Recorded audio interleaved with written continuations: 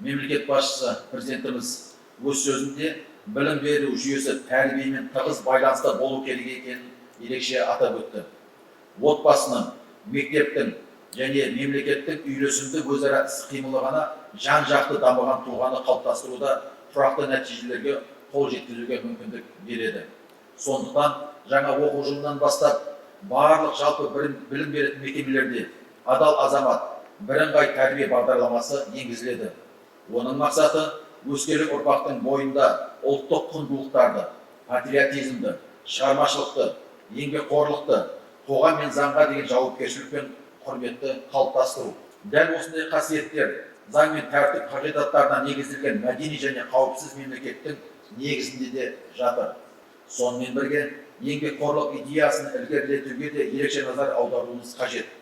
Жастар табысқа жету талап пен жауапкершіліксіз мүмкін емес екенін түсінуі қажет. Бұл тұрғыда Таза Қазақстан акциясы елдегі тәртіп әрбір азаматтың ойы мен іс-әрекеттеріндегі тәртіптен басталатынын айқын көрсетеді. Құрметті кеңес қатысушылары, өскелең ұрпақты тәрбиелеу жұмыстары барлық педагогикалық қоғамдастықты тарта отырып, жүйелі түрде жүргізілуі тиіс. Бұл директорлардың тәрбие жөніндегі орынбасарлары, сынып жетекшілері мен мектеп психологтары үшін ғана емес, барлық педагогтар үшін де міндет. Өйткені тәрбие мәселесі мемлекеттік саясаттың басымдықтарының бірі.